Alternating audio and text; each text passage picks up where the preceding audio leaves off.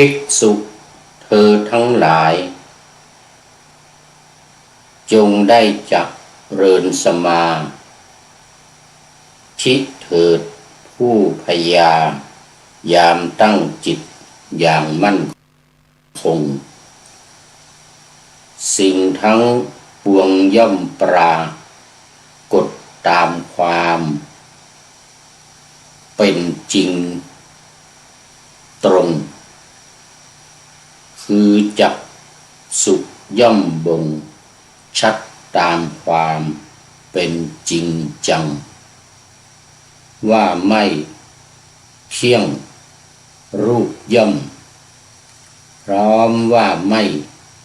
ยั่งยืนจักสุ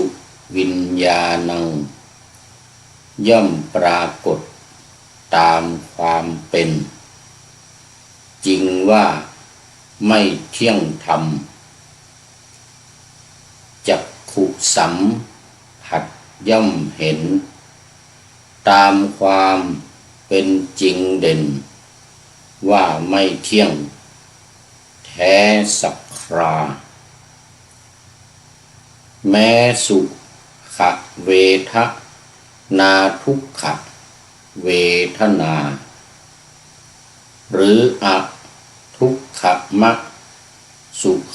เวทนาใดเกิดขึ้นเพราะจักษุสัมผัสรู้เป็นปัจจัยย่อมปรากฏตามในแห่งความเป็นจริงเสมอมาว่าไม่เที่ยงโสตคานกายชิวหา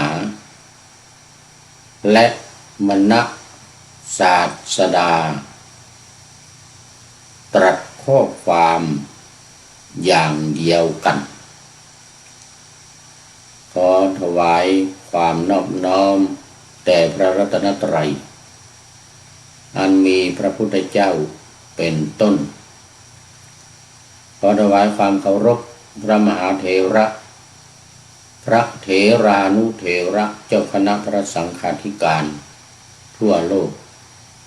อันมีพระเดชพระคุณพระธรรมเสนาบดีรองเจ้าคณะภาค7วัดพระธาตุดอยสุเทพเป็นต้นและขออำนวยพรแด่ท่านผู้ฟังท่านผู้ชมสาธุชนพุทธบริษัททั้งหลาย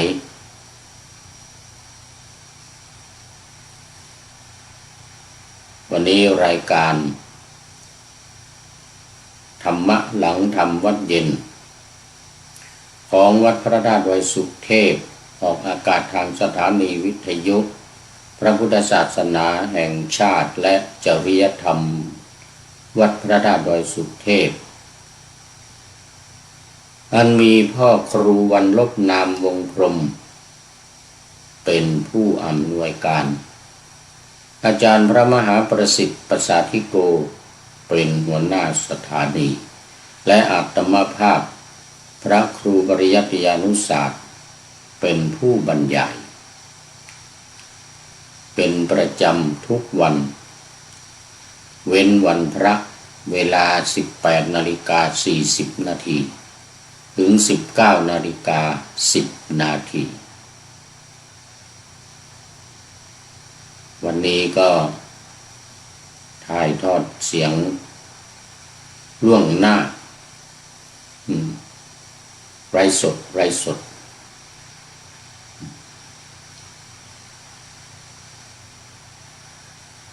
จากวัดสันติวนาราม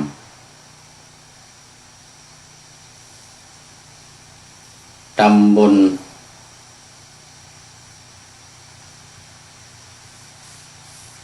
ฟิง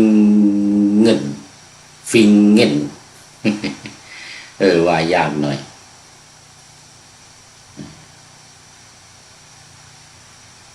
อำเภอบาเยินจังหวัด มิวนิกประเทศ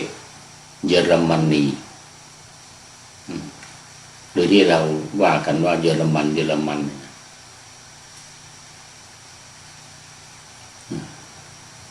มาใหม่ว่ายากหน่อยยังไม่ค่อยจำออกเสียงไม่ค่อยถูกเป็นภาษาเยอรมัน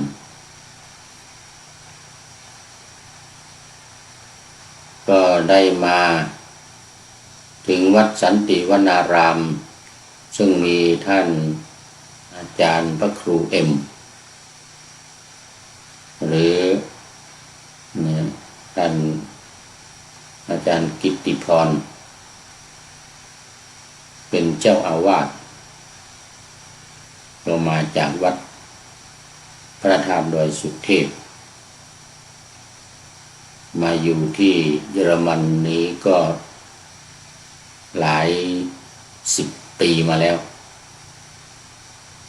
10 กว่าปีเกือบ20 ปีแล้วอยู่หลายที่หลายเมืองจนสุดท้าย3 ปีหลังนี้ก็มาตั้งหลักปักฐานเป็นเจ้าอาวาสอยู่ที่วัดสันติวนารามแห่งนี้ส่วนที่ไปอยู่วัดอื่นๆมานั้นมีอะไรบ้างเดี๋ยววันหลังจะได้มาพูดคุยให้ฟังตอนนี้ก็ขอต้อนรับเอกเชียงรายโอ้สาธุครับผมเป็นพระด้วยแต่เดี๋ยวจะต้องขอชื่อจริงในภายหลังเดี๋ยวค่อยไปดูในโปรไฟล์ก็ได้สาธุขอบคุณมากเนี่ยเป็นท่านแรกเข้ามาในรายการวันนี้แล้วก็มีตามมาคือคุณโยมวัดจันเพ็ญคำโพธานี่เจ้าเก่าเอกเชียงรายนี่FC ใหม่แต่รู้สึกว่าสมัยก่อนนานมาแล้วเคยเห็นครั้งหนึ่งจำได้ครับคล้ายครับคลาน่าจะหลายปีมาแล้วกราบหลวงพ่อสาธุเจ้าแน่คุณโยมจันเพ็ญคุณแม่จันเพ็ญคำโพธาอยู่ในอำเภอเมืองเชียงใหม่ไปวัดเจ็ดลินปาไปใดพ้องน้องนึงได้ข่าวไปต่างจังหวัดโมทนาสาธุวันนี้ก็เข้ามาในรายการแล้วก็ขออภัยวันก่อนก็เข้ามาแต่ว่าไม่ทันดูเข้ามาหลายครั้งแต่ไม่ทันดูคุณโยมจันเป็นคำโพธาคราวนี้มองเห็นละมองเห็นละสำหรับบรรยากาศวันนี้อุณหภูมิ-4ตอนนี้นะตอนที่กำลังนั่งพูดอยู่นี่นะ-4แต่ว่าในห้องนี้อาศัยฮีเตอร์ฮีเตอร์อยู่ข้างๆนี่ก็เลยเอา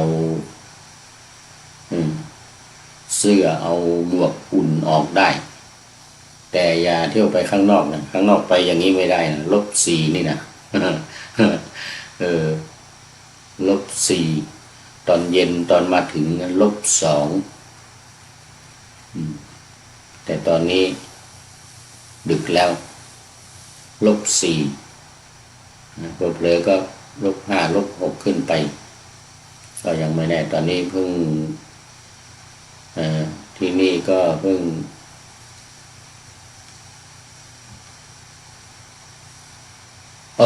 ตี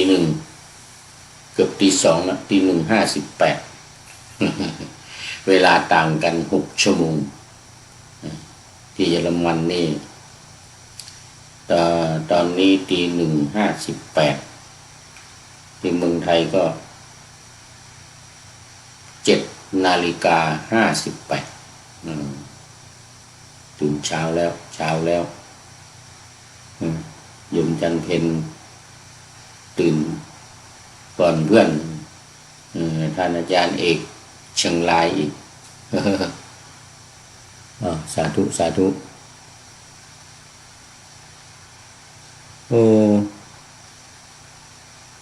ไม่ชัดเจน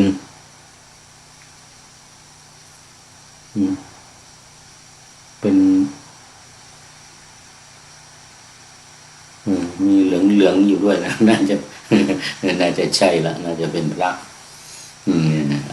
ไม่เป็นไรเข้ามาสู่เนื้อหาสาระกันดีกว่าสาระของธรรมะในวันนี้วิหารลายมา11 นาทีแล้วเอานะนาทีปักหน้าธรรมะไว้เมื่อกี้นี้เป็นเรื่องของการเจริญสมาธิแล้วจะรู้ได้ตามความเป็นจริงนัยยะที่2นัยยะที่1ผ่านไปแล้วเมื่อวานนี่เป็นนัยยะที่2นัยยะที่1นั้นรู้ตามความเป็นจริงคืออริยสัจธรรม4ประการ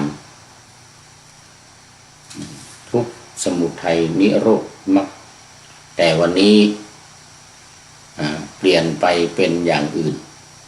จะเป็นอะไรเดี๋ยวมาคุยกันนัยยะที่2นี่มาในสลายตนวรรค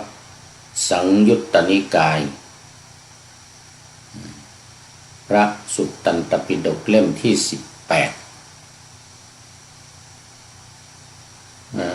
หน้า181แล้วก็ข้อที่249พระไตรปิฎกฉบับสยามรัฐต้องไปดูฉบับสยามรัฐนะไม่ซึ่งหนังสือพุทธวจนะหมวดธรรมเนี่ย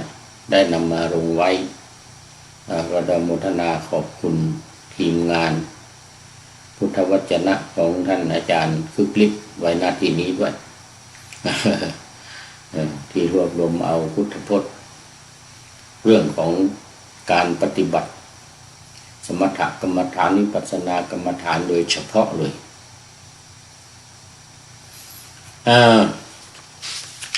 ปรากฏว่าวันนี้เป็นอายตนะ6หรืออินทรีย์6อันเดียวกันตาหูจมูกลิ้นกายใจภิกษุเธอทั้งหลายจงได้จะเริญสมาธิเถิดผู้พยายามตั้งจิตอย่างมั่นคงสิ่งทั้งปวงย่อมปรากฏตามความเป็นจริงตรงคือจักษุย่อมบ่งชัดตามความเป็นจริงจังนะอันนี้คือรูปเป็นข้อที่1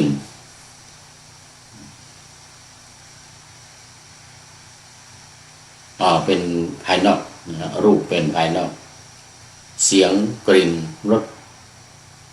โผฏฐัพพะธรรมะอันนี้เป็นอายตนะภายนอกส่วนอายตนะภายในก็คือจักขุโสตคานะชิวหากายะมโนอันดับแรกนี่เป็นเรื่องของ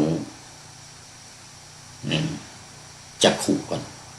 จักษุธาตุก็คือถ้าเป็นธาตุ18ธาตุ18ชุดนี้ก็เป็นชุดที่1ชุดนี้เป็นชุดที่1คือจักขุ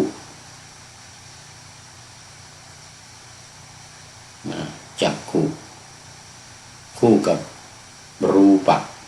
จักขุธาตุรูปธาตุแล้วก็เมื่อสัมผัสกัน ก็เกิดจักขุวิญญาณจักขุวิญญาณ ดังที่ได้ปาหน้าไว้เป็นจริงจังว่าไม่เที่ยงรูปย่อมพร้อมว่าไม่พร้อมว่าขอไปย่อมปรากฏพร้อมว่าไม่ยั่งยืนจักสุวิญญาณังยืนจักสุวิญญาณังย่อมปรากฏตามความเป็นจริงว่าไม่เที่ยงธรรมจักขุสัมผัสย่อมเห็น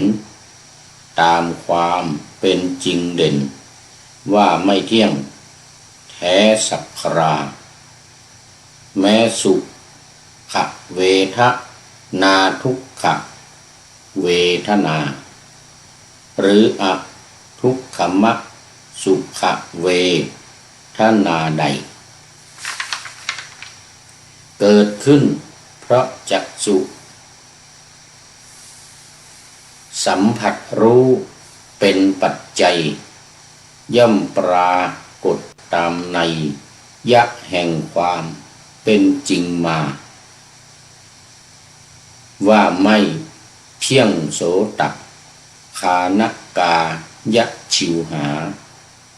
และมณศาสดาตรัสว่าตรัสข้อความอย่างเดียวกัน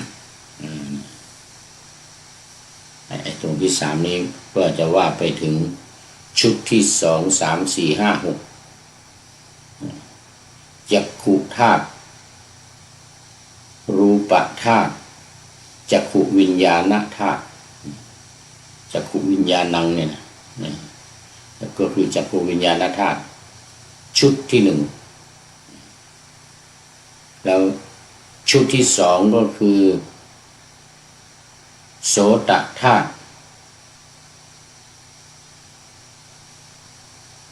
สัทธธาตุสัทธะแปลว่าเสียงพอสัมผัสกันก็เกิดความรู้ขึ้นมาในใจความรู้ขึ้นมาในภายในเรียกว่าโสตวิญญาณธาตุโสตวิญญาณนั่นเองคือเมื่อตาเห็นรูปเกิดความรู้ขึ้นก็เลยเป็นโสตวิญญาณก็คือรู้แจ้งทางหูจักขุวิญญาณรู้แจ้งทางตาหรือผ่านทางตาผ่านทางหูก็เรียกว่าโสตวิญญาณธาตุต่อไปชุดที่3คานวิญญาณก็คือคานธาตุคือจมูกธาตุคือจมูกแล้วก็คันธธาตุคันธะนี้คือความหอมกลิ่นหอมมากระทบกับจมูกหรือคานธาตุนี้2อย่างเลยคานธาตุกับคันธธาตุ2อย่างนี้มาสัมผัสกันแล้วเกิดความรู้ขึ้นมาภายในเรียกว่าคานวิญญาณธาตุคานวิญญาณนั่นเองอันนี้เป็นชุดที่3ชุดที่4ก็คือชิวหาธาตุคือลิ้นเนี่ยนะสัมผัสกับรสธาตุคือรสของอาหารเกิดความรู้ขึ้นภายในเรียกว่าชิวหาวิญญาณหรือชิวหาวิญญาณธาตุเป็นชุดที่4ตอนนี้ขอต้อนรับก่อนอุบาสิกาวชิรยานี แป้นน้อยสาธุสาธุข้าพระอาจารย์โอ้สาธุสาธุจากสำนักวิปัสสนาสัญญตูโอ้อำเภอดอยสะเก็ดหมู่บ้านสันทรายอำเภอดอยสะเก็ดใกล้กับวัดม่วงโตนโอ้วันนี้ตื่นมาแล้วนี่นะโอ้มัน8 โมงแล้วนี่เมืองไทยเนี่ยโมทนากับแม่ชีวชิรายานีแป้นน้อยมาคราวนี้ไม่ได้ไปเอาน้ำมันปลากับยาแก้เจ็บหัวเขา แต่ว่ามาซื้อเอาที่นี่วันนั้นไปซื้อที่เมืองทัตตูประเทศเอสโตเนียน้ำมันปลาไปซื้อมา1 ขวด แต่ไม่มียายานี่ใช้ยาของโยมแม่บุภาที่คิงส์บอมลีย์ที่ประเทศอังกฤษเบอร์มิงแฮมแม่บุภาที่เบอร์มิงแฮมโยมของวัดมหาธาตุคิงส์บอมลีย์